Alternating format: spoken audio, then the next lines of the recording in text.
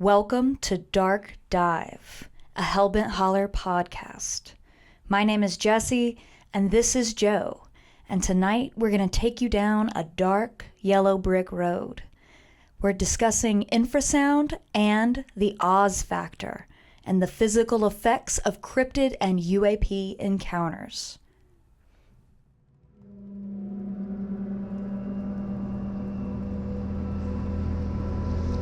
You are listening to Dark Dive.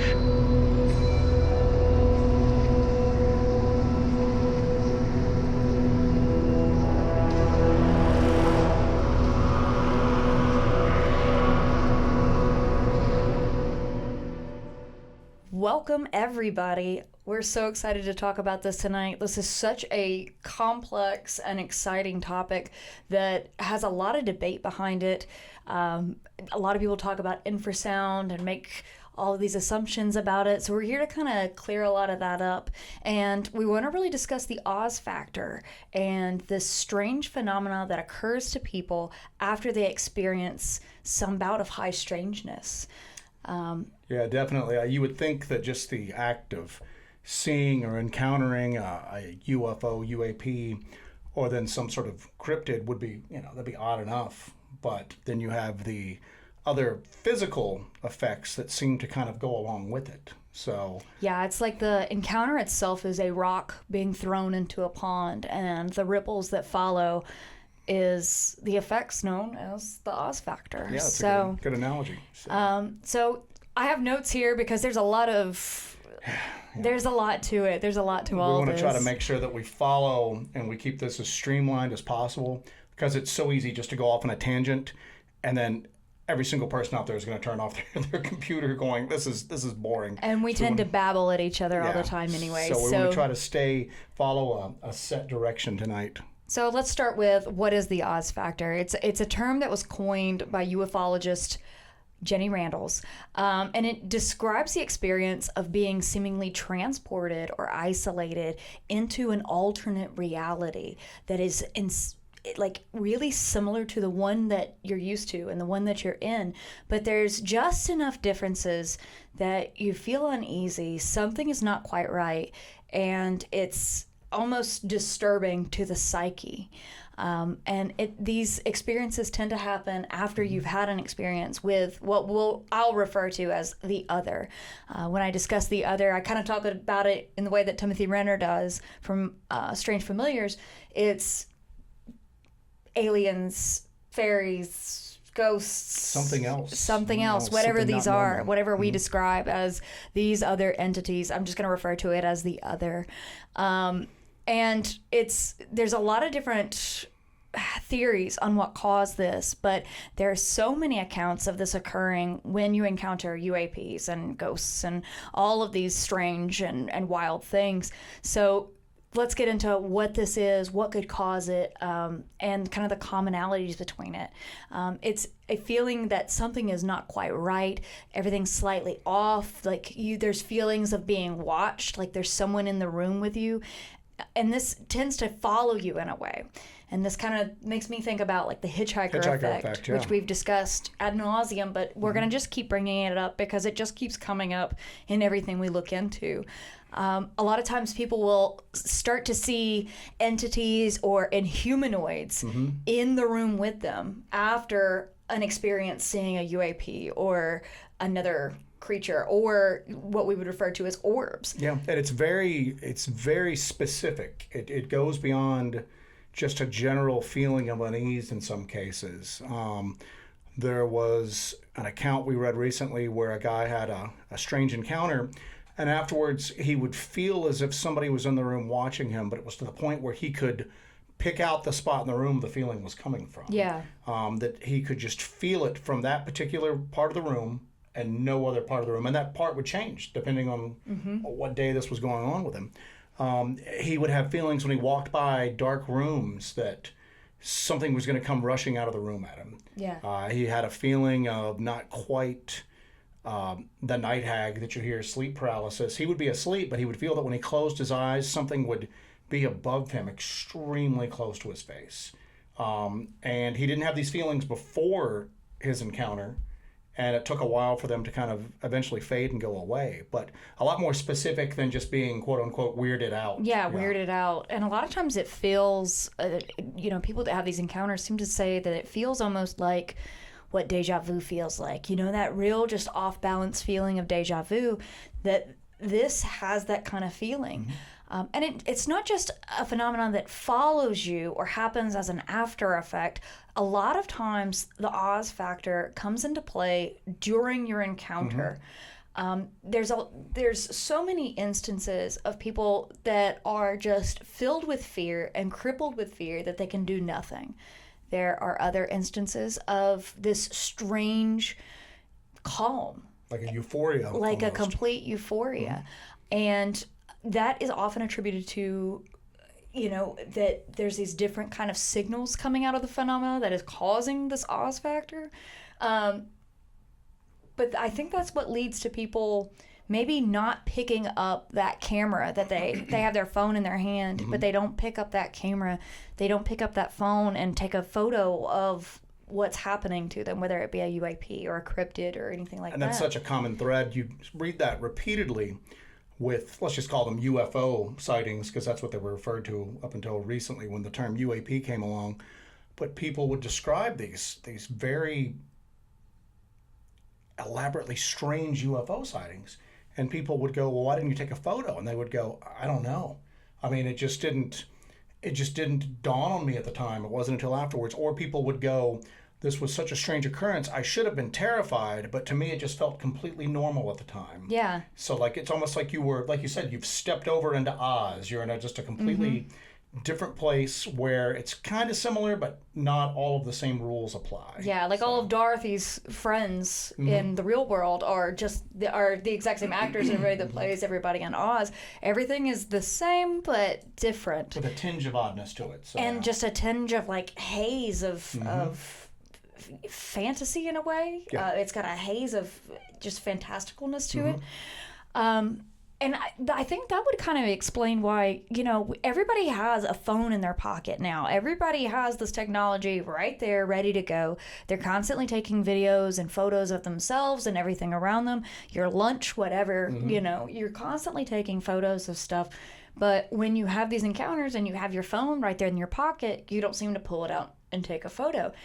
Do you think that may be kind of say that this effect is something that is purposely produced like a defense mechanism? Like a defense mechanism. So if this effect on the human psyche is purposely produced, do you think that is some way that these things can defend themselves from being outed?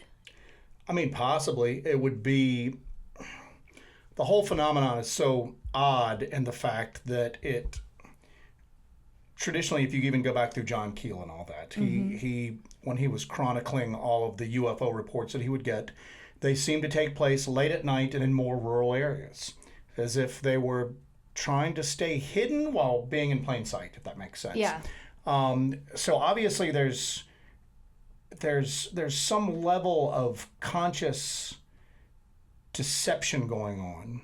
So I think that's actually a pretty good idea, one that I haven't thought of before, that it might just be a natural defense against it being recorded. And you mentioned Timothy Renner earlier, and Timothy Renner always talks about this, that the greater phenomena seems to have an aversion to being photographed. Yeah. It's almost like audio is okay, but taking an actual clear photo seems next to impossible. Yeah, and video. And some people say, oh, well, they can see the infrared or they can see this or that. It's not just normal people who are unprepared. When you first mentioned this topic, the thing that jumped out to me was all of the recent interviews that the National Institute for Discovery Science guys from Skinwalker Ranch have been giving.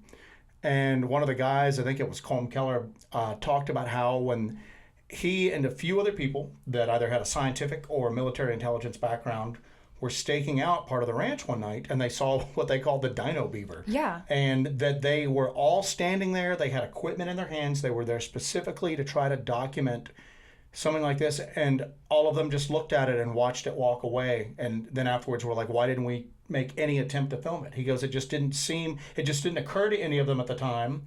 it's like, again, they had stepped into a different reality. And it's people who are there prepared to do this, prepared to record this. They're expecting something with to go on. With high-tech equipment that could have captured a pretty decent image of it. These are highly professional people who are ready for whatever may happen, especially with all the stories that came out of Skinwalker Ranch and all the things that people experience.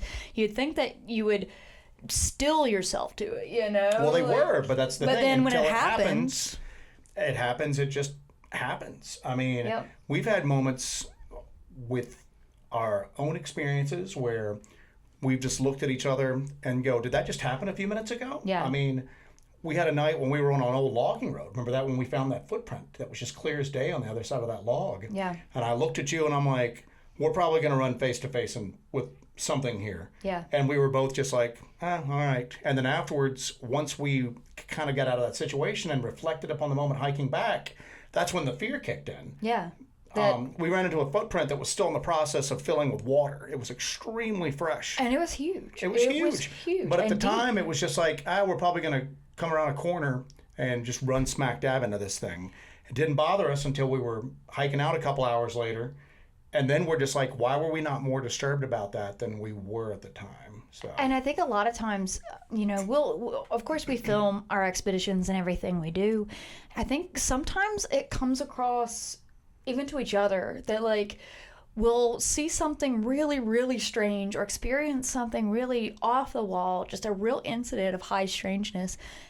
And it's almost like it's, okay, you know. That's happening again. Yeah, it's like, it's not that it's old hat, but it seems that way in a way. But it seems like almost like we get home and we're like, oh my God, that happened, right? Yeah, that happened. And it seems like when you're out there and it's going on, you're just like, oh, okay. Because it's just like something's dulled in you, something that, to where you're not just going crazy about it. And and there's no controlling it. There's no coming back and kind of going, oh, well, you know, this is what's happening. You are powerless to stop it. And it always kicks in for me when I'm telling the story of what happened to us to somebody else later on, and then I'll just stop and go, That's that weird, sounds really right? crazy. Yeah, I don't know. It didn't seem wild at the time, but now thinking back on it, that was pretty intense. Yeah. So. There's a lot of risk factors, things that make you more prone to probably having these experiences. It'd be, you know, an innate subjectability to hypnotism, that your mind is able to be opened to something like that. Openness to the other, believing in these entities and knowing that they could well be there. So just a general belief. Strengthen them. If you're like an insanely hardcore skeptic that you just absolutely shut yourself down to anything that could possibly penetrate the veil of normalcy, then you're not as, I guess, easily convinced of this happening. Or is it happening and you're just convincing yourself it's not happening? Going into like super denial phase, you know? And even if you have illness or a weakened constitution mentally or physically, you're open. You're open to everything at that point. If you're not just right there and steady. But, you know, I mean, even people who are prepared for these kind of things, like we discussed, people at Skinwalker Ranch guys, that just happened to them too. And you can always attribute some of these things to like non-paranormal factors, like, you know, are you on drugs and alcohol? Do you have undiagnosed schizophrenia? Is it something you ate, something you didn't eat? And could hyper awareness and paranoia cause you to kind of create this happening in your mind, that it's not actually the Oz factor occurring, it's just that you think it is. You become ultra paranoid that, this thing means something, and you're applying meaning to every little thing and trying to... Yeah, but I mean, when you get into the more kind of tangible aspects of this, like the hitchhiker effect, how it kind of seems to follow you after this, and it keeps reoccurring, I mean, you're probably not staying in that state of mind 24/7 after that. Right. You know what I'm saying? Like if you were, you know, if you had low blood sugar at that moment, that's your blood sugar is going to balance out, and then if it keeps happening after that, and some of this is stuff that it's really difficult to interpret any other way. There was one case, and you might remember it better than I can, but there was a guy who, an earlier UFO researcher who spoke about this, that he was in a library researching UFO sightings in a particular area. Oh yeah, And yeah, he had an interaction with what he described as a man in black, who basically was very cordial to him at first, and then stood up and started screaming at him in the middle of the library that he was going about this all wrong, and leaves out. And then the guy basically realizes he's alone in the library. There's no librarians. There's no nothing. Yeah, he gets up and walks around the library, and there's no one there. There's no patrons. There's nobody working there. There doesn't seem to be anybody outside. And eventually he goes into a little room and comes out, and then bam, everything's back to normal. There's people milling about. Yeah. So I don't see that as being something that could be indicative of like a minor underlying health, condition. Yeah. So I think it's great to have healthy skepticism with anything, and not say every little instance of feeling off is, so I'm having something paranormal happen to me, so this is the Oz factor kicking in. There's sometimes there's a normal explanation for why something like this could happen. Or if you're super paranoid and like ultra aware and you're totally just constantly concerned about something like this happening, then you could probably kind of create that in your mind. I think an example of something like that is like gang stalking, where you start to... That's a whole separate episode right there. So where you start to just see that everybody, going down the street, if they look at you, is, watching you and reporting back on you, and it's a gang stalking thing. That's a whole other kettle of fish, though. Yeah, but see, you hear this touched upon nowadays, and it's matter of fact, it's probably the biggest focus of the UAP conversation right now is these physical effects, kind of like the Oz factor, where you have this sense of strangeness, and sometimes it lingers with you, and sometimes it's more severe than others. I mean, they're talking now about people that have been permanently injured, had major health issues afterwards, maybe even have died as a result of it. And I don't see that being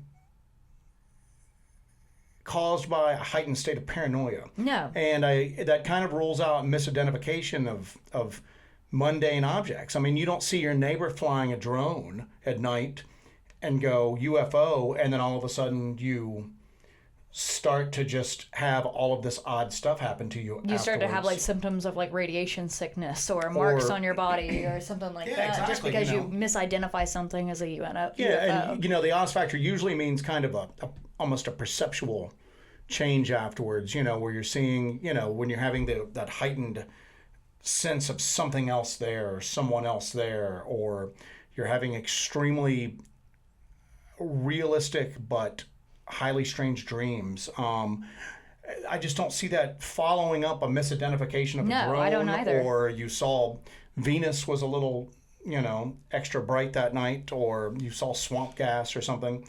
And that's what seems to kind of really kind of bring forth that some of these people are witnessing things that aren't misidentified ordinary objects. They end up having a marked like physical effect on them, and after effects that can be medically you can run tests and see if these people have radiation sickness, that they have injuries on their bodies, and it's tangible. It's not just something mental. It's not just a it's a mixture of the two. Yeah. It's not, which could pretty much describe the UAP.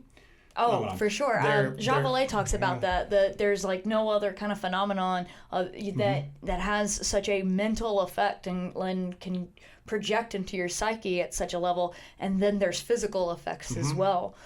Jacques Vallée talks about that. Yeah.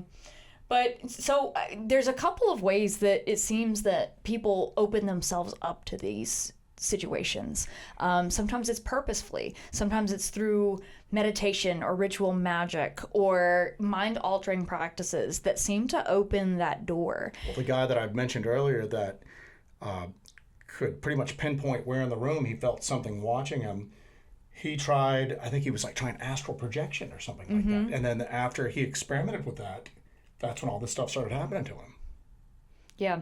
And sometimes you just don't seek the paranormal. Sometimes you don't seek that out. You're not looking for that thing out there, and you just have an experience. You have and this is most instances when it comes to the Oz factor or encounters in general, you have somebody who's laying in their bed at night and all of a sudden there's a bright light outside their window and they're just a normal housewife and everything has always been normal up until this point, and then they get out of bed and look out the window and there is a UAP outside their window just hovering there, and then the next thing they know they wake up on the floor and they've lost 7 hours, and then they just have all these effects from it. They go through all these issues and these problems, and it's not something they ever intended to encounter, but it just seems to happen at random to them, and after that happens, I think maybe the door is opened. If it's somebody who has never really looked into the phenomenon before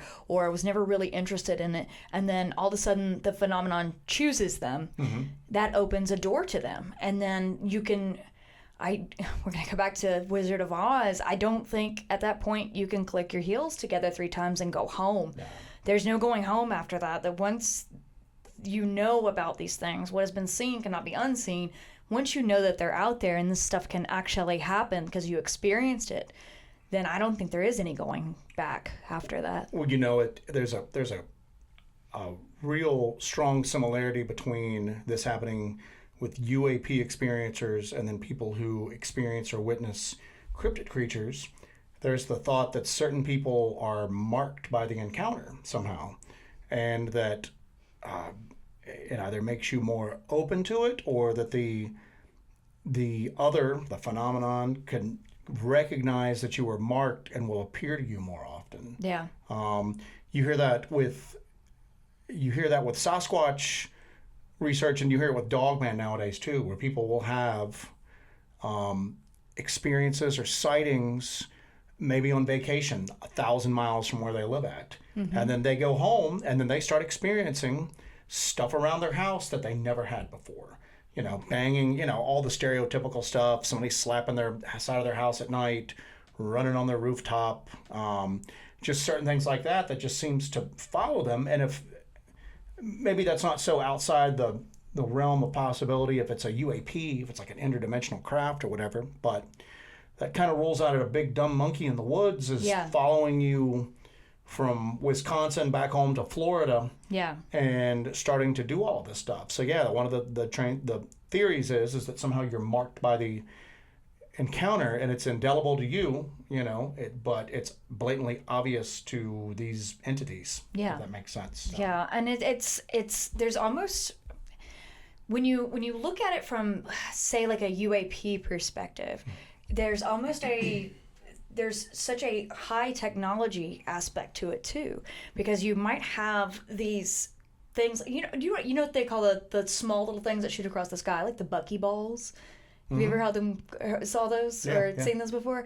So there's a theory out there that those could actually be small craft that have technology on board that can actually shoot a beam out and change your perception and almost project something into your brain and cause you to have these visions or see something that's not there, or it almost like it downloads information into your brain. Why does it have to be technology though? Because again, there's that old trope that any sufficiently advanced technology is going to be indistinguishable from what you would consider magic.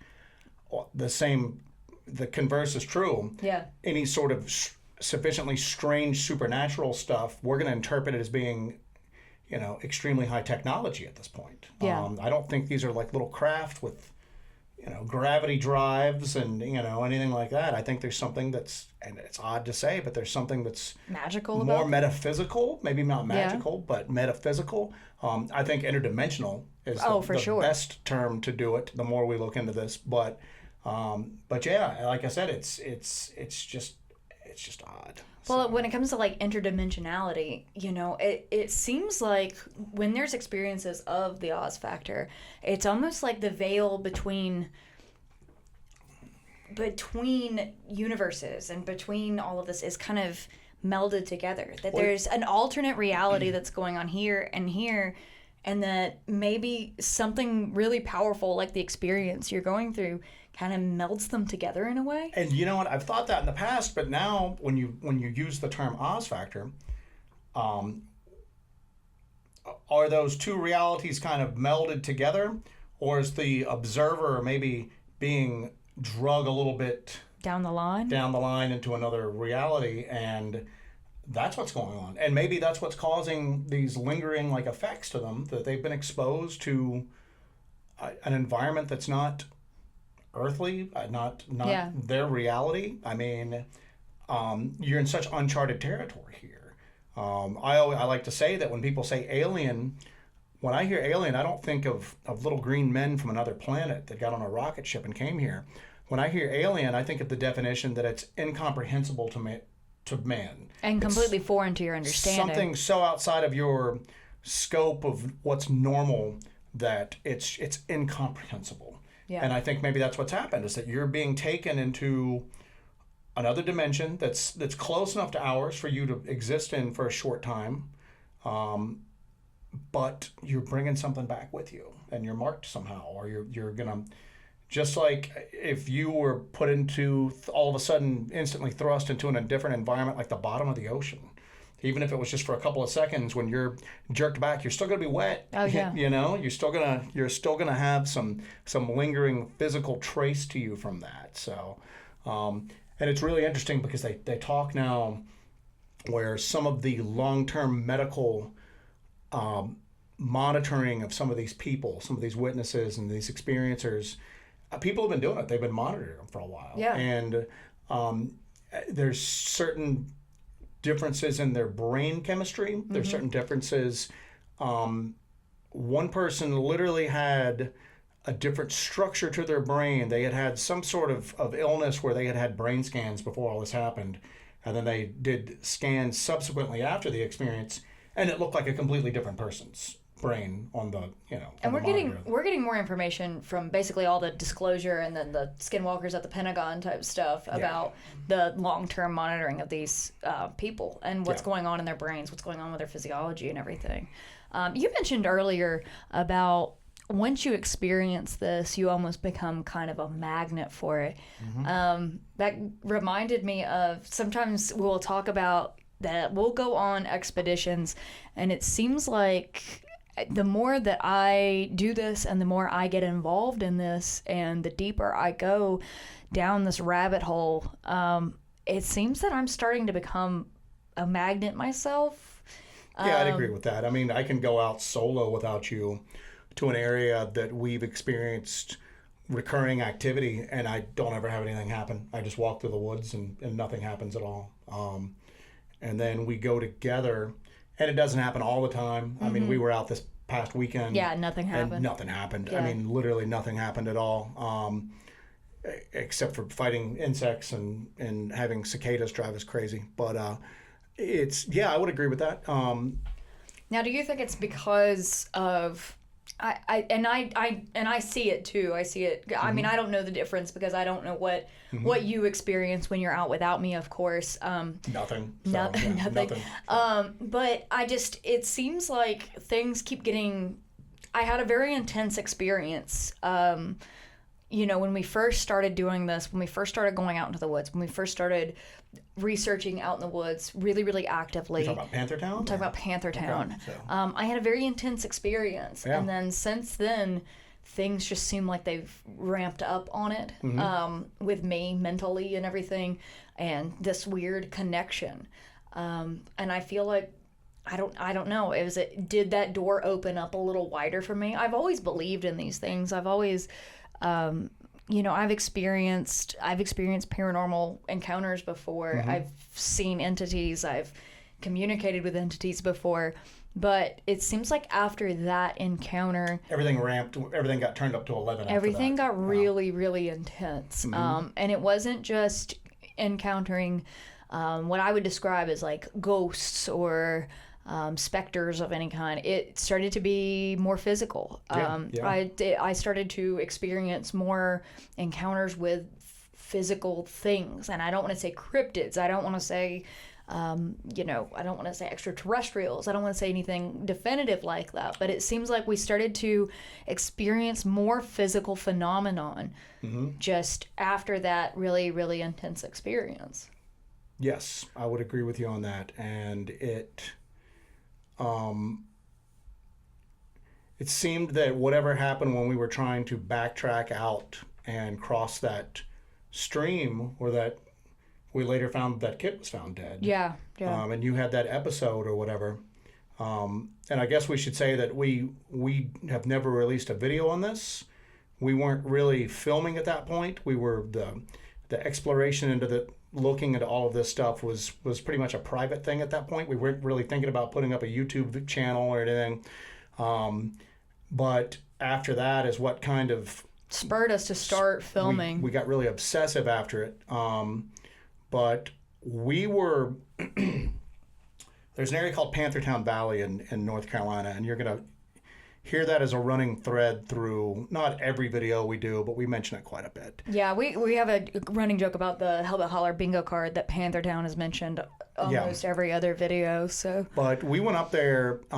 We'd actually heard a gentleman on a podcast talking about an encounter he had up there with a shape-changing witch. Yes. And I'm sure for those of you who listen to a lot of podcasts, you'll know exactly which podcast and which episode, but the story kind of struck us. It seemed so fantastic that we decided to just drive up, and the whole thing was crazy from the time we got there till the time we basically I was going to say hauled ass out. But, but we spun tires getting out of there when it happened. The whole thing was crazy, but and how deep do you want to go into this about? I can kind of tell the story. Yeah. We went to Panthertown Valley. We went to this area where there was supposed to be a legend of a shape-shifting witch, and we kind of just went to go check it out. And it was summer. It was really, really hot, and we wanted to go on a hike out there. So we find the trail, go out there. We attempted to. We went down the wrong road at first, and we ended up at this. It's sort of like a camp for wayward youth. That wasn't a camp. That was like a freaking prison for wayward youth. Yes, man. It was like a prison out in the middle of the woods for wayward youth. Tall barbed wire gates, brick buildings with no windows. And as soon as we got onto that property, there's nowhere to turn around, so we had to drive onto the property. Somebody comes out and just starts yelling at us that we're not allowed to be there. Yeah. And then we're like, we're so sorry, we're looking for this, and they're like, you need to turn around and go up, and told us which road to go to. So we went up there. And I'm going to give kind of the short version of it here. I talk about the really long version on the Don't Turn Around podcast is when I kind of talk about this for the first time. So we go up to the trail park. As soon as we got out of the car, it was really weird up there. We already had a very, very weird vibe. There's nobody up there. There's nobody else parked there. It was just us. So, and there's nowhere else to park other than where we parked. So we get our gear, we start to hike in, and immediately we start having some weird stuff. And when we say hike, this is not a maintained hiking trail. No, it's not a leisurely stroll at all. We're basically cutting through the woods to go find this waterfall that this guy talked about. Yeah. So it's not like we're down at a trailhead and we're following the trail markers through the woods. We're just hiking through the woods. And we had our GPSs running, and we just kept we had two GPSs running, and they were malfunctioning. Left and right. Both of them were. And it would take us down one direction and then all of a sudden flip us around to another. So, yeah. It was insane. And we have never had something like that happen before. So we hike along, keep going. Like I said, this is the short version. There's this wide rushing creek. We cross over it. There's stones to cross over it. No bridge or anything like that. We just have to hop from stone to stone to stone and get over the creek. We get on the other side, get up to a waterfall, take some pictures. Start hearing some weird stuff. And we always do this. It was a new moon, of course. So it was going to get dark and be super dark. So we start hearing stuff. It's really, really strange. It was almost like the sticks on the side of the trail were broken off and sharpened in a way. That was so weird to me because we were trying to climb up this super steep hill, and I was like, if we fall backwards, it's like punji sticks everywhere. It was like a booby trap almost. It wasn't a clean cut like you would have seen with a machete, but it wasn't a break. I still stand by that. It looked like somebody took a stone tool and sharpened one of these things here, man. Yeah. It looked crudely sharpened. Yeah. And it didn't look like somebody took a knife and sheared it off at all. No. And there were lots of them like that, pointing at the trail. So if we did fall, we would probably be impaled at some point in time. It started to get really late. We made it up to a waterfall, took pictures, hung out for a minute, and we were like, we gotta head back. So we start heading back, and we go to cross over that creek I mentioned before. It was a very wide rushing creek. We go to head back over that. Joe goes across it, and then I'm following behind. And she gets, because you were out during this, so she gets smack dab in the middle of the creek and just stops. Now, when we say creek, we're not talking like 2 or 3 inches of water. It was pretty deep, and it was pretty fast moving. She wasn't going to drown in it if she fell, but we're crossing on really sizable rocks that are just slick as all get out. And she stops, and I'm going, what are you doing? You know, just get off the rocks, get out of the water, get on this side. And she is just wobbling. Her eyes are glazed. Now, it's hot, but at that point, we hiked all the time. Yeah. We'd been hydrated, you know. We ate lunch. We have liquid IVs that we're drinking to maintain that we're on this. And generally, you can tell when heat exhaustion's starting to kick in.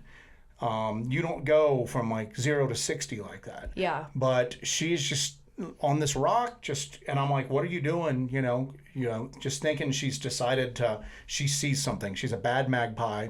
So a lot of times she'll just be like, oh, there's a shiny rock, and runs over. So I'm thinking she's noticed something, and she's just decided to stand there to soak it in. No, she's out. She's out on her feet. She's glazed. I'm like yelling at her, and she goes, you know, I don't feel good. But even her voice was just kind of slurred and everything. So I drop my pack, I run back out in the water, grab her, and then just carry her over.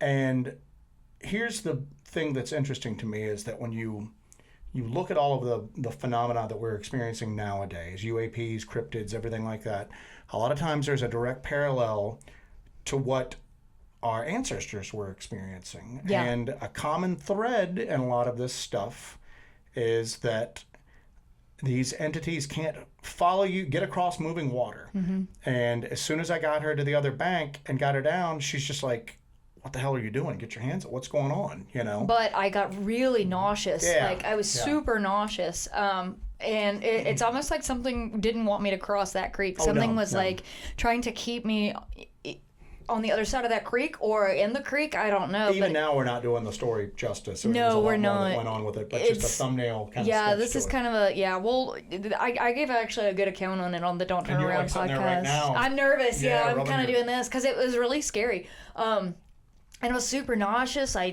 like threw up a little bit. It was really bad. Joe got me away from the creek. The further I got away from the creek, the better I felt. But that was my first like really, really huge experience with what I would call the Oz factor. Right? Everything just got really weird for you, and you didn't realize what was going on. I was gone. Like I was completely mentally just gone at that point. I think that was probably my biggest experience with something that you would call the Oz factor. Just a quick aside right now too. So we mentioned the fortress for wayward youth that we had ran across, and so when we got out of there, because we had a lot of other strange stuff happen to us, up to and including probably the scariest thing that's ever happened for me personally while we've ever been out doing it. That was like the last thing that happened before we got in the car. Yeah. But we got back, we started looking into this area, and at that exact spot, as best we can tell, there was a kid who escaped from this wayward youth school. The facility. Yeah. And they found him a couple weeks after he escaped, dead in that exact spot on that creek. Yeah. Now, he was in the creek, and they originally said, well, he must have just gotten exhausted and fallen in this creek and drowned. Again, the creek was, it wasn't like an inch deep, but it wasn't deep enough for a healthy teenage boy to drown in. He'd only been dead for a couple of days. But he had been missing for a few him. weeks. Yeah. And then they found out that his pelvis was broken, his legs were broken, he had several large major broken bones. And they said it looked as if he had fallen from a great height. And then there was some conflicting information whether he had died from exposure or he had died from the trauma of these broken bones. And there was the theory that we saw mentioned in one of the papers was that he had climbed a tree to try to figure out which way to go because he was lost, fell out of the tree, broke everything, and died there. But you remember, there were no trees to fall out of right there. Not really. Nothing that you could like climb up in any kind of way. So it's as best we can tell, that's the exact same spot that this happened. Yeah. The place is just weird. And what's crazy is that was like our first really weird outing, and we do this pretty much as like a second full-time job now. We've never gone back there. We've never been back. We've never been back. No. And it's not that far from us. So we are planning on going back. I think that's something that I'd like to face personally. I'd like to go back and confront whatever that was in the best way I know possible, and actually take you guys along with us. So the return to Panther Town is coming eventually. And what's crazy is this goes in with the Oz factor too, I guess. Especially that last event that happened to us. If you just tell somebody what it is, they just go, so what? That doesn't sound so bad at all. Right. Remember how just terrifying it was, and how it's still something that I at least probably think about almost weekly still. Yeah. And it was such a horrifyingly surreal is the best term that I can come up with. I think that was a absolute turning point of my life. I mean, there was a time before that, and then the time after that. So that was a turning point in my life. That's when I decided to that's when we decided to pursue doing this, because something that intense and insane, and it had such a physical effect on me, that just changed the course of everything. I think that changed the course of Hellbent Holler events at that point. Yeah, exactly. So. And I'm not the only one. This is happening to people all the time. People will tell you that once they have their encounters, and then they have this mental just shockwave, that there is no coming back from it. Like I said, you're not going to click your heels together 3 times and go back to Kansas. There is no coming back sometimes, and it has lasting effects. So I absolutely believe that the Oz factor is real. I think it's something that absolutely does accompany these encounters. And if it's something that is something controllable by these entities, it's like if these entities have the ability to flip this switch on and off in our psyche, what are the ramifications of that? What does that mean? Or is it a switch that's being flipped in your psyche? Or are you experiencing a tangible physical change in your environment, or a change in your brain chemistry, or your, is it affecting you, affecting like your health? Is it having a tangible effect on you, or is it just all psychic, or is it some form of unknown radiation? I mean, at this point, you're just venturing out and just these wild guesses. And a lot of people will attribute this effect and this change and what you're experiencing to maybe not a psychic projection or anything like that, but they'll attribute it to infrasound.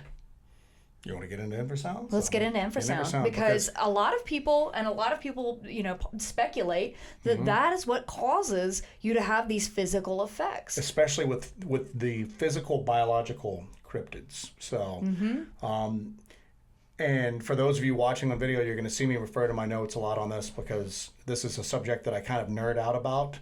And to keep this under 4 hours long, I kind of tried to get this summarized as best as possible, because again, one of the things we look at is that the Oz factor seems to be a feeling of you're almost somewhere else while this is going on.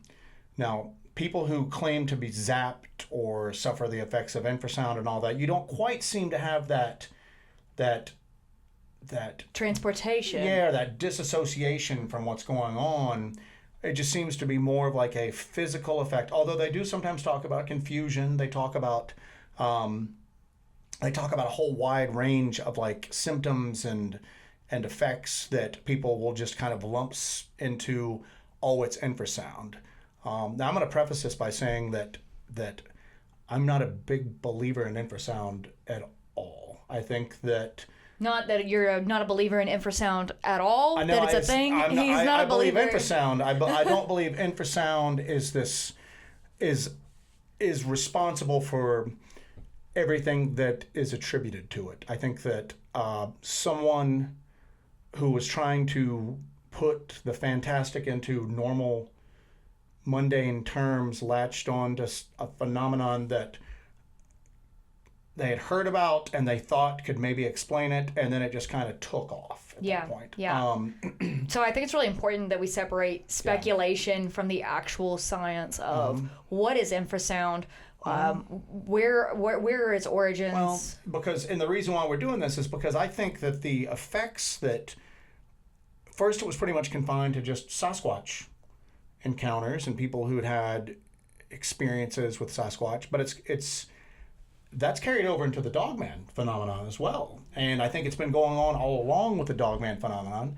I still stand by the fact that I think that Dogman has taken off in popularity, especially online, and it's certainly raised awareness of it, but I think that the sightings and the experiences have been going on for a long time and to a far greater degree than what people would commonly think. I think a lot of the kind of vague Class A Sasquatch sightings, I saw something big and hairy come out of the woods. Could easily be actually a Dogman. But who are you going to report it to 20 years ago, 10 years ago? Yeah.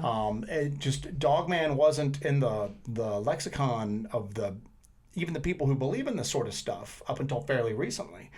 But anyway, I think that the physical effects and the after effects from these cryptid encounters have more in common with people who are UFO experiencers.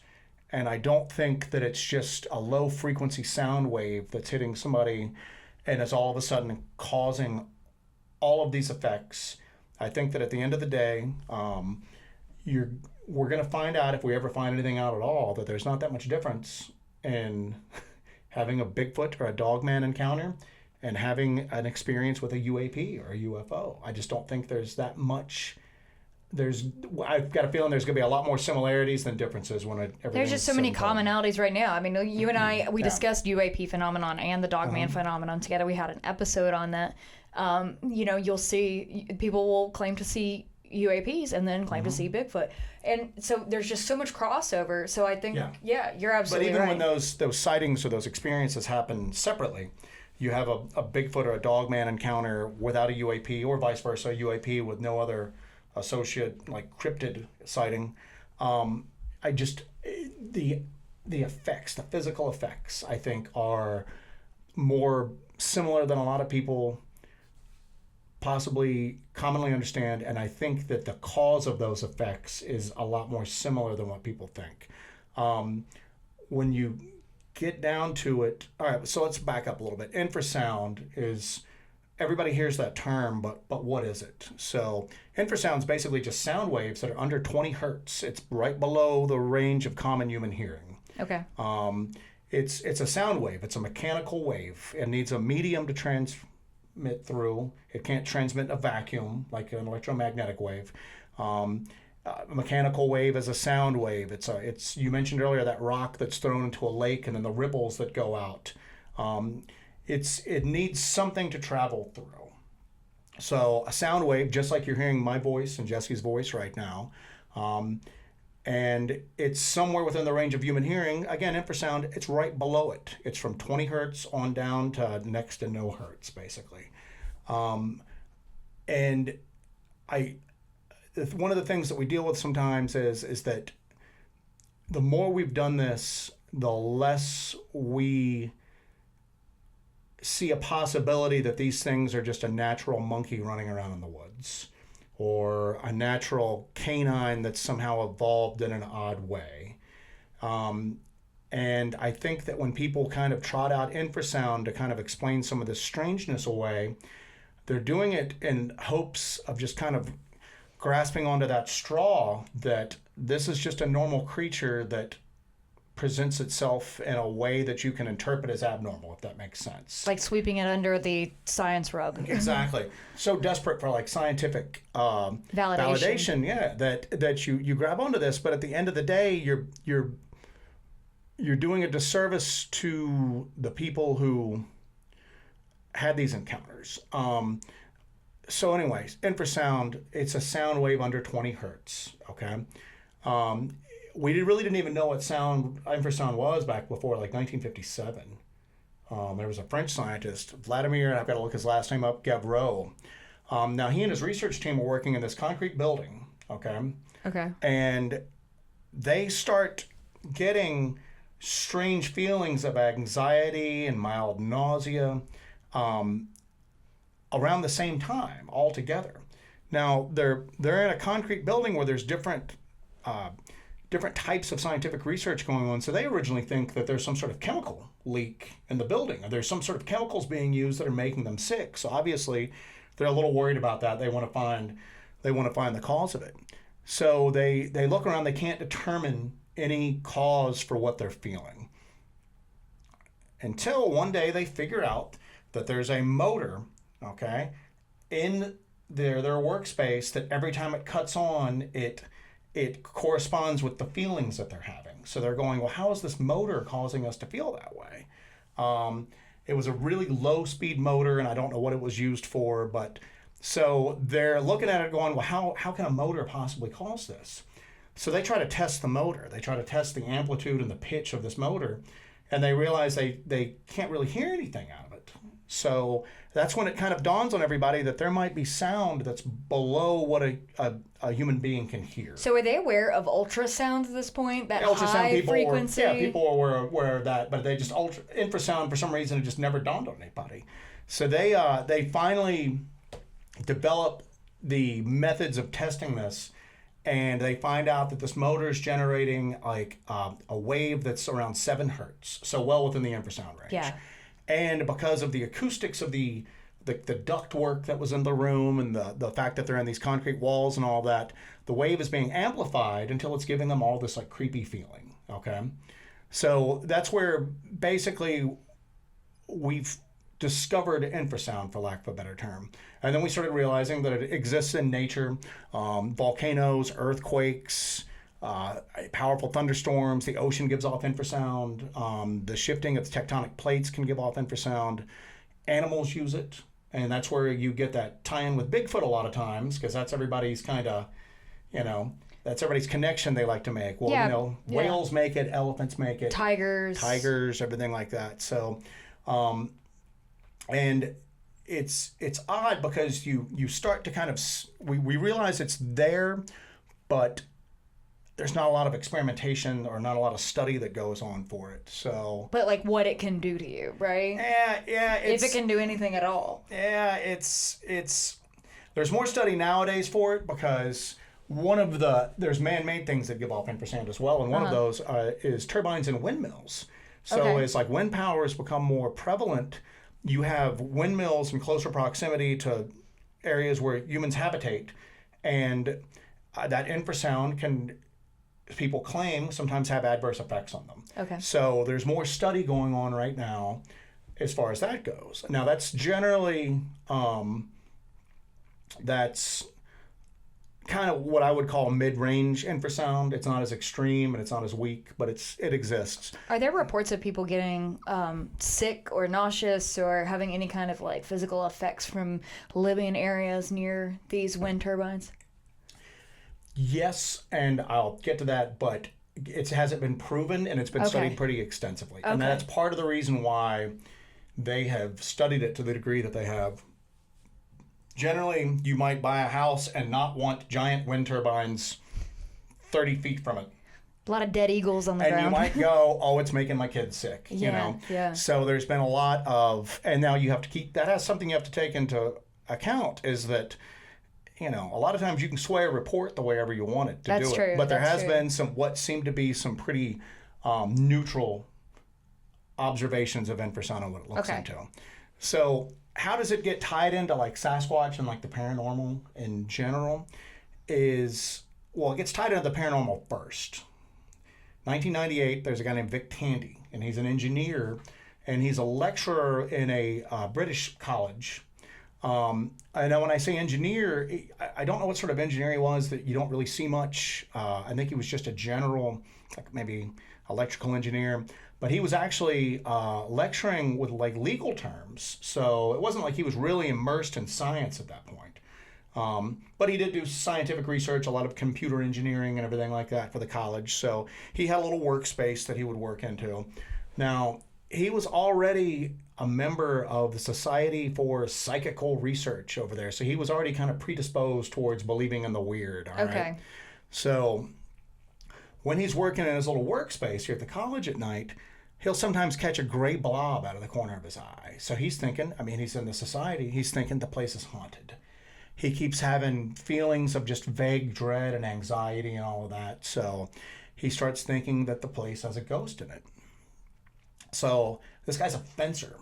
So as the story goes, one night he has his fencing foil in kind of a clamp, almost like a vise, by the handle. The blade's extended out, and he's polishing the blade. So everybody knows what a fencing foil looks like. It's this long, narrow piece of metal. He realized the blade was vibrating, and there was no apparent source as to why this should vibrate. So he finds out that there's like a nearby fan that's keeping some piece of equipment cool, and that fan's giving off infrasound. It's giving off about 18 hertz, and that 18 hertz is making the blade resonate, supposedly, okay? So this guy goes on, and he writes a paper that he submits to that Society for Psychical Research, and it's called The Ghost in the Machine. And he conjectured, and that's the key word, he not even really hypothesized, he conjectured that 18 hertz was making his eyeballs resonate, and that resonation was causing him to hallucinate that gray blob. Okay, and that's where he was getting this vague sensation, and that's where it really came off that sometimes there might be man-made occurring infrasound in a house, and that's what causes people to have the feelings of being watched, the feeling that it's not right, but now also might cause you to hallucinate and see figures in the hallway. So that's where that kind of originated. That's from where it this, originated. This conjecture. He didn't test it. It was a conjecture on his part that he put in this paper. And that paper became important, and a lot of people kind of latched onto it because a lot of skeptics, they obviously want to it's hard to disprove some of this stuff. But now all of a sudden they've got something they can disprove with it. Oh, you're just suffering from ultrasound. Well, I saw a guy in 18th century garb walk down my hallway. No, it's ultrasound. You've got somewhere in here. I'm sorry, infrasound. You've got somewhere in here giving off infrasound, and it's causing your eyeballs to resonate. And That's you're so crazy. It's just that another instance of you are your own reference, I guess, in a way, because you have so many people that'll. I mean, how many times have you seen it where you'll read somebody, they'll talk about somebody else's experience and say, "Oh, you're experiencing infrasound. This is why," and it's you're referencing. Say, I guess that's where it all started. That's where it all started. That's the ghost in the machine. Somebody referred to that, and then somebody referred to that person, and then somebody referred to that person, and then they fact checked it, I guess, back with the beginning in a way, and so you're just proving your own thing with your own thing. Yeah, but this guy eventually, the Vic Tandy, 5 years later, he's involved in a much larger study, and then just basically goes, oh yeah, that whole eyeball resonation thing, that's not possible. This is what infrasound does, but nobody ever keys in on that because that doesn't allow you to attempt to disprove something, or that on the flip side, if you're somebody who's trying to explain this stuff away with natural causes, it's just a monkey. It's just a dog that evolved to walk on your hind legs. It's infrasound that's causing this stuff. It's completely natural and normal. Well, it's not, okay? It's like 5 years later, it's Vic Tandy, it's a couple of acoustical sciences, and it's a couple of psychologists. They go to this place called the Purcell Room in London, and it's a concert hall. So it's built to be as acoustically accommodating as possible. So it's built to have live music performed and everybody in there to be able to hear it. So it's built with acoustics in mind. So they have 750 people come to this concert. And there's like a wide range of music from modern at the time onto classics. And what they do is they decide to pump massive amounts of infrasound at different frequencies, 5 hertz, 10 hertz, 15 hertz, at different power ranges throughout the music without telling anybody. Now they did, and I'm not sure how they did this without somebody raising their eyebrows, but they gave the attendees little pads and pieces of paper and pens to say, hey, if you feel anything odd during this, make a note of it. So what happened is out of the 750 people, 22% of them reported experiencing sadness, anxiety, emotional effects at the exact same time that this infrasound was being posted. Did anybody have any physical effects as a result of it? None at all. Okay. And they were and the infrasound... That's a pretty big sample size of people. And it was being pumped in greater variety and greater power than what he experienced when he was writing that paper, The Ghost in the Machine. So and not every single person, 22% it's sizable, but not even a majority of them felt it. Right. So and it was just kind of minor psychological effects, nothing physical. More emotional than anything else, yeah. You know what I'm saying? So, and what's crazy is that they would feel anxiety. Some people reported chills, but even then that was just more, not like a physical sensation of being cold. It was just more like basically being creeped out. Okay. So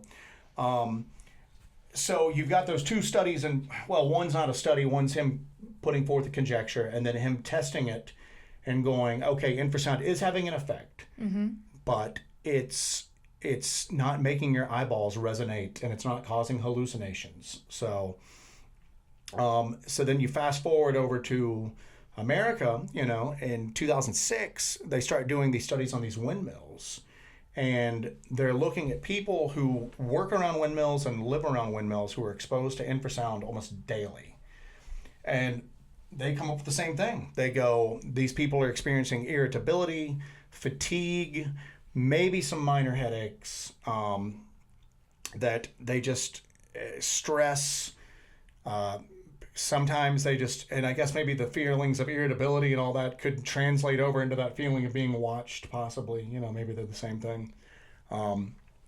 Now, you do have to be fair, and you have to realize that one of the things they came away with during the study is that the symptoms that did occur seem to increase more rapidly with higher sound pressure of infrasound.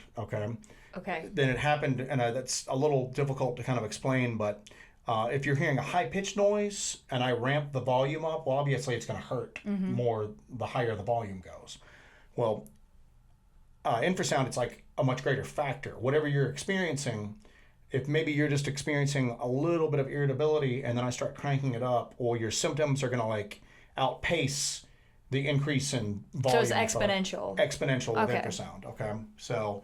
and as far as I know, they've never kind of figured out why on that. But, and there was another thing that came out that was kind of interesting, is that some scientists hypothesized that there could be something called vibroacoustic disease, that they think that if you were exposed to, hypothetically, because they haven't been able to replicate it yet, but that if you were exposed to extremely powerful infrasound, that you could have symptoms similar to what an epileptic might, experience, chronic heart disease and everything like that.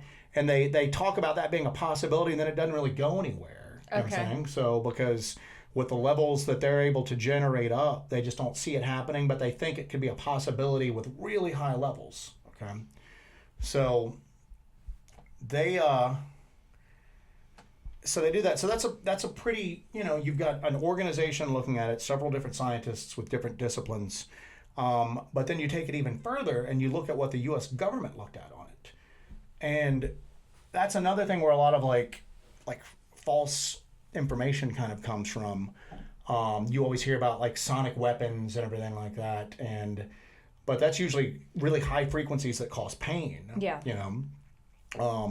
Right after 9/11, the Pentagon looked into trying to develop a weapon based on infrasound because they'd heard all the same stories. You know, oh, it'll make you faint, it'll make you uncontrollably nauseous. So they get with the guy who's like the top sonic weapon expert in the country, and I got to look at it. It's Jurgen Altman. And he basically is quoted as saying, a lot has been written about the effects of infrasound from supposed tests, and a lot of that is flatly wrong. And he basically tells them that infrasound, he's never been able to find any evidence of it causing nausea, vomiting, or loss of consciousness. Mm-hmm. And if you look at a lot of these Bigfoot encounters where people claim they were hit with it, that's what people claim happened. I mean, Tom Powell, a Bigfoot researcher, says that he got hit with something, he got really dizzy, and then he basically just lost consciousness and woke up 3 hours later. But the guy whose job, and with a great deal of education, he's looking into this, he's saying that he can't find anything like that. Now, he makes another comment, too, that not only is there no evidence of it happening, but due to the nature of the low-frequency waves with infrasound, it's difficult to direct. He goes, so you really couldn't do a direct weapon with it. So it spreads out. Exactly. Okay. So how does that, when you have these people in a group, 4, 5, 6, whatever, and somebody goes, Bill was zapped last night, but the rest of us were fine. If it's infrasound, like you're claiming, if your monkey is generating infrasound, how is your monkey directing it when that's supposedly physically impossible? Yeah. It's not a natural monkey anymore, is it? No, definitely not. It's not a ape that runs around bending the laws of physics and science. Well, you know what? There might be, but it's not a natural. No, it's natural not monkey, then, is it? So when your natural monkey can do supernatural things, your monkey's not natural anymore. Take that, apers. Take that. And the other thing, so you've got that ghost in the machine, and then the other thing that people latch onto is that there was a test that NASA did. Mm-hmm. And everything that we're saying here, if you want to take the time, you can find all of this referenced online. I mean, we're not going to include links to this in the show notes unless you really want to. That's a lot of typing. But NASA wanted to see because the rocket engines really put out a lot of low-frequency waves and low-frequency sounds. They wanted to make sure that it wasn't going to have a negative effect on the astronauts when they were in rocket launches.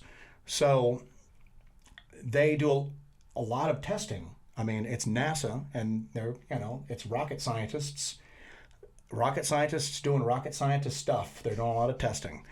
And they came up with the same thing that everybody else has come up with, that air, it's a really inefficient medium for these low-frequency waves to transmit through from the transducer, whatever's giving them off, mm-hmm. to a human body. Yeah.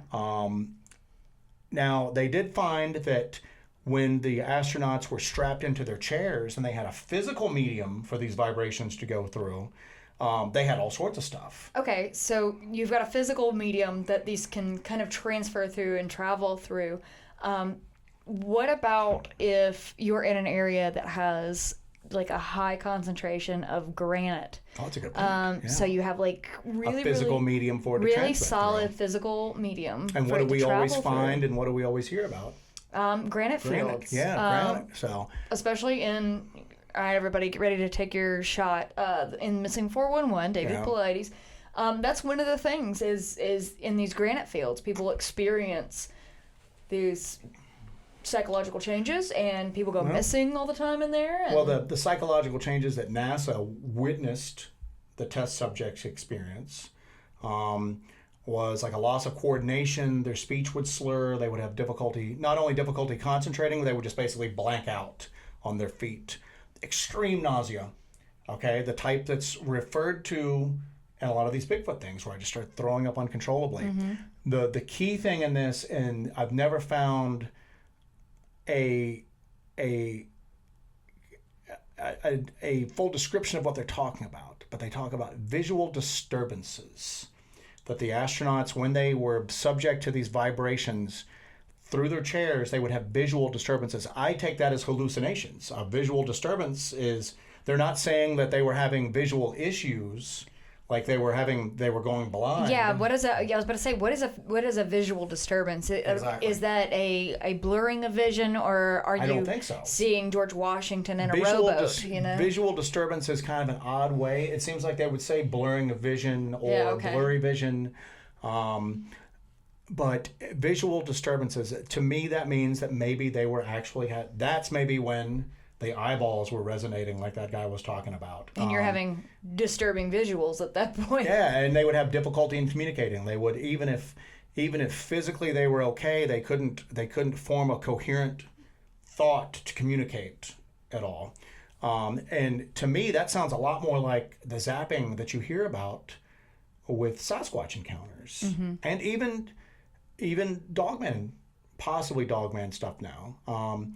And what's funny about all this is that people always kind of cling to this, going, "Well, NASA proved that." No, NASA didn't prove that. NASA proved that infrasound can't do these things, but contact with a physical medium that's transmitting these vibrations can.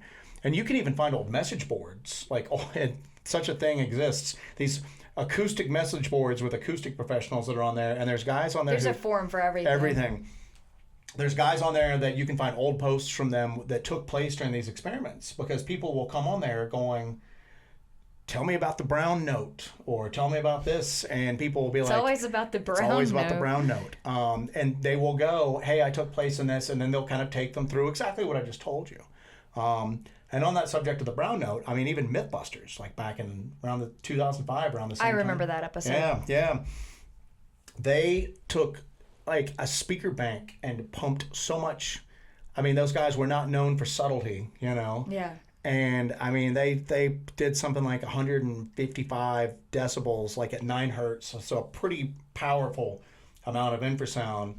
And the people basically said that they felt a little anxious, which could have been caused from having to stand in front of a giant speaker bank, you know, and that they felt a little short of breath. And people were going, well, these things were causing such a disturbance in the air that might have literally had an effect on your lungs. Yeah. So.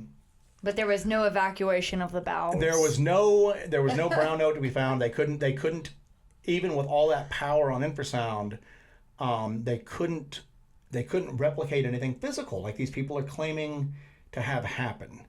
The other weird thing that you always hear trotted out is people go, and I got to refer to my notes because I want to get this quote verbatim, that tigers use it to stun their prey. So therefore, Bigfoot uses this to knock people senseless. All of that comes from, there's a place that's just north of us, I guess, the Carnivore Preservation Trust in North Carolina. Awesome. Sounds awesome.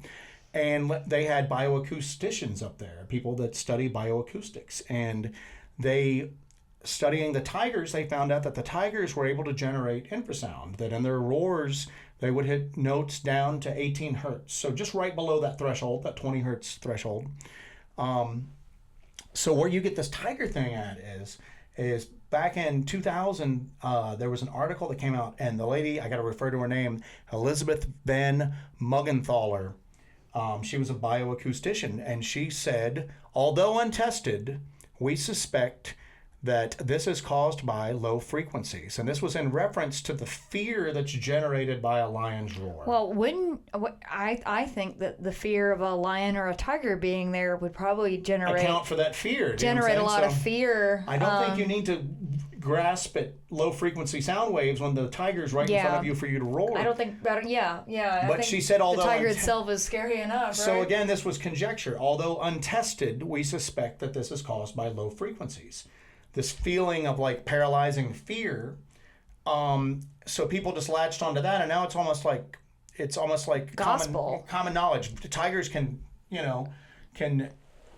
freeze you with their infrasound. Well, elephant's a larger creature with a more power behind it to vocalize. The infrasound that elephants use travel hundreds of miles. You don't hear about villages or villagers who live in proximity to elephants all being frozen solid in place by their infrasound. Yeah. This was something that they just kind of set off the cuff, and it became gospel, like you said. Mm-hmm. So now whenever you hear infrasound discussed, it's about how they use it to communicate, not hunt. So that's changed. So the scientific community is now kind of shifting how they're looking at, and biologists are kind of shifting how they're looking at infrasound when it comes to actual known animals, from a suspicion that they use it to now they're kind of testing, and now it seems that they use it is a form of communication rather than a hunting. Well, they know they use tool. it as a form of communication, but it's just like after that little comment, although untested, it's never really been mentioned again. Now you see it referred to in recent articles, but it all goes back to that one comment, and you can't ever find anything where someone did a clinical test going, here's the tiger, here's its roar, here's the infrasound we tested, here's a subject, could you move? No, I couldn't move at all. I was frozen in place.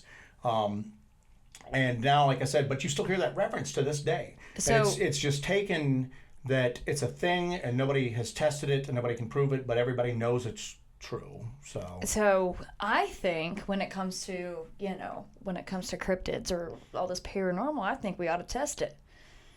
We're going to test it. So we are going to test it. Because we might be wrong, and there might be, I wouldn't put it, large mammals can cause infrasound, they can use it for communication.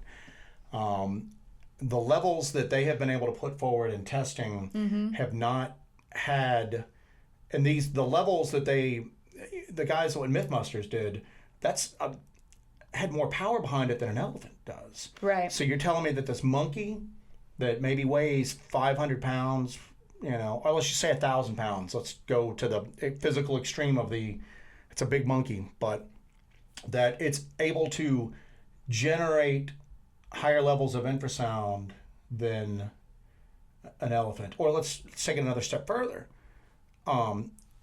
Marine biologists are on whales all the time, and whales use infrasound. Water is a better transmitter, short distance than that. I mean, why are there not marine biologists just floating up to the surface like or talking about the effects of the infrasound on them? And they might be out there. I just haven't been able to find them, and I look pretty obsessively over it. But I know that in what was that thing we watched recently? We watched Night of Terror with Jack Osborne. He was on there. They discussed infrasound on that. Yeah, but they had a microphone that only goes down to 20 hertz. Infrasound's below 20 hertz. Yeah, so they're like, oh, well, this I don't measures. Know what they were, and then they played it, and you could hear it. I remember they played the background, and you could hear a noise. It's supposed to be infrasound. How are you recording infrasound here? Well, that's what happens. I mean, there's people that will talk about how they experience infrasound and it drained their equipment. I believe you that something's draining your equipment. But it wasn't infrasound. That's not how infrasound or sound of any kind. A sound wave doesn't really drain your equipment. That's not how it works. Now, there's something else going on, but it's not infrasound that's doing it. But that's the thing, is that infrasound's just kind of that catch-all thing for people who don't want to admit how weird it is to explain away the weirdness, because they go, oh, it happens in nature. Yeah, it happens in nature, absolutely. But none of this happens in nature. You know what I'm saying? Mm-hmm. You don't have tigers causing hallucinations or causing people to faint. You don't have earthquakes go on and everybody within the range of that infrasound just keel over, and start puking. It just doesn't happen that way. It's just that we've got to get to the point where, so much of this stuff you can't prove or verify, but some of it you can. And this is something like you talked about, that where our plan is that we've been able to source some equipment that people actually use to test for infrasound, and we're going to test for it in the field in some of these areas where supposedly it happens at. And again, with the fact that you might be dealing with large creatures, we might find traces of it. And who knows? Maybe I'll come back on. You're not gonna believe this. We found massive spikes of infrasound out there. Yeah. And then we both dropped and started getting sick. I mean, but we're gonna have the ability to measure it and record it. You can't just use a microphone that you get off Amazon that goes down to 20 hertz, because that doesn't have the... And just say, this records infrasound. What looked like happened is they put a regular microphone up to some sort of sound like software, like Audacity, and then they just had a spectrograph running. Yeah.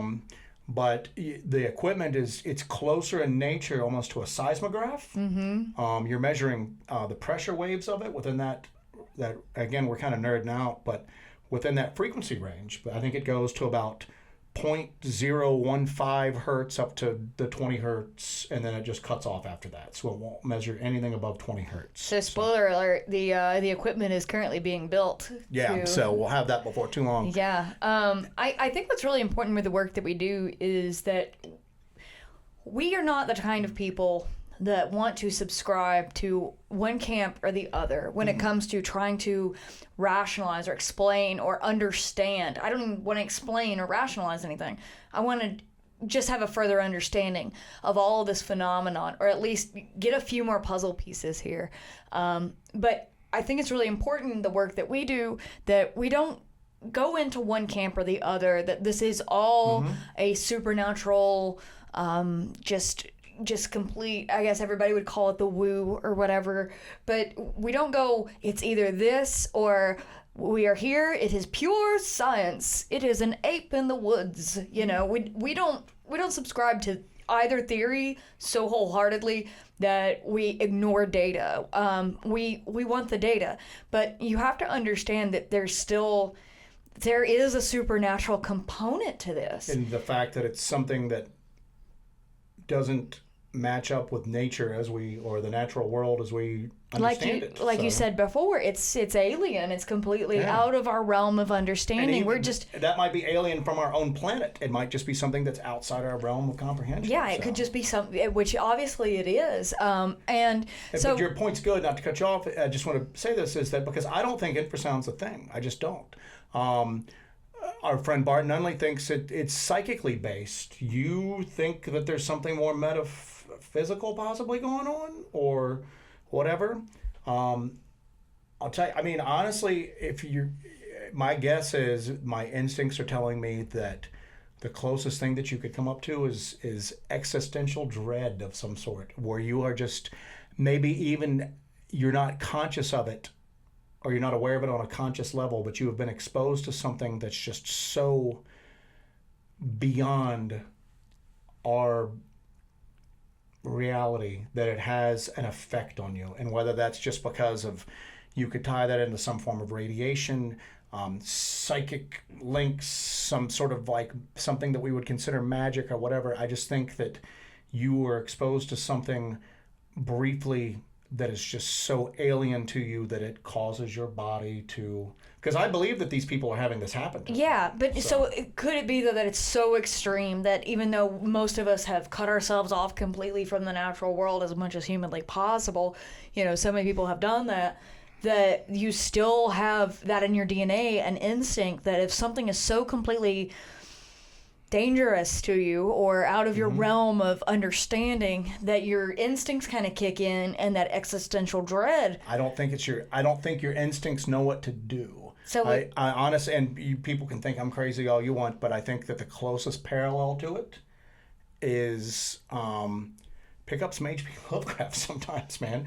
You see the people, the protagonists in these books, experiencing something that's just so cosmically wrong. And when I say wrong, maybe not wrong as in evil, but cosmically different, that our monkey brains can't comprehend it, and we have a physical, like a possum dropping. You know what I'm saying? Not that that's a defense mechanism, but our bodies just betray us at that moment. Yeah. And our minds betray us at that moment. And maybe there's a little sliver of it left, and we carry it with us. And it sounds weird, but again, like I said, I'm not betting the farm on it. I mean, we're going to test for infrasound, and maybe we're going to come back and go, all right, we're back to the drawing board. We're not saying we're 100% right on something, but I'm just saying if you look at the totality of the accounts and what we do know about the physical world and how this doesn't match up to it, and what I think that we all kind of are starting to guess about the UAP phenomenon and the Dogman and Sasquatch phenomena, that it's cosmic horror, man. It's cosmic horror. Yeah, it's. Well, on that note. Yeah, but anyway, we're gonna have this infrasound testing equipment, and it's not gonna be. We're gonna take it. We're gonna test it out in a couple spots that have very compelling accounts of people suffering what they thought was infrasound, and we'll find out. And then maybe we come back and we go, there is infrasound. We don't know how it's possible. Obviously, what we thought we knew about it's incorrect, and now we got to go back and start from square one again. Yep. So, Well, that's what you do when you get new data. That's what you do when you find something out and you get just more little pinpoints on the map, is that you evolve your hypothesis. You take new information into it, and you realize that you can't sit in one camp or the other. You can't just stick with what you've thought forever and not evolve what you think this is if you're given new information. That's like the most important thing you can do is look into these things. You have the sum of human knowledge right at your fingertips. Right at your fingertips, and everybody. That's the thing that I always go back to with people and their claims of what infrasound is doing. They're already stuck on the idea that these are just normal biological creatures. Yeah. And they cherry picked out what they thought was a natural occurrence because they think that tigers can paralyze their prey and they think that infrasound can cause hallucinations. Well, I saw this thing disappear. Oh, it just hit you with infrasound and made your eyeballs resonate. And they cherry pick these unverified comments that support their position, and then they ignore verified information. It may not be complete information, but at least what's there is verified. And they ignore that because it basically tells them that if this happened to you, it's not infrasound. It's something far stranger. And if it's far stranger, that just means that there's not a wood ape running around out there. You know what I'm saying? So there you go. All right. Well, thank you guys so much for joining us for this. The 3 people that are still listening at this point. So for this cosmic horror of data that we've heard. I'm really excited about this infrasound equipment coming in. Yeah. We've been planning on this for a long time. You know us, we always have some kind of new experiment under our sleeves. And they've had a variation of this because people use it for what we talked about today. They use it on elephant preserves. Yeah. And they use it for areas who were testing for new windmill facilities. But we needed it a little bit different. We needed it that could be taken into the field. Yes. Wouldn't be dependent upon we can't luggle around the power supply. So there had to be some variations to it to be useful for what we need to use it for. So. Those Hellbent Holler kids are at it again. So. All right, guys, thank you so much for joining us. We really appreciate you being a part of the Dark Dive and Hellbent Holler family. Make sure that you like, share, and subscribe to the channel. We've got some new investigations coming up, so you don't have to watch us sit behind this table forever. Make sure that you leave a comment below. Tell us what you think is going on with infrasound. Have you ever had an experience with the Oz factor? And just let us know. We're curious about what your experience is and what your theories are. We want to discuss this. This is how we get forward in this field. Is let's have these discussions. Let's gather data, and let's do this the right way. A little housekeeping on upcoming events. I am speaking at Wild and Weird Con. I'm doing the night hike before that Friday before, so it's October 14th and 15th. Again, October 14th and 15th. It's in Chief Logan State Park in Logan, West Virginia.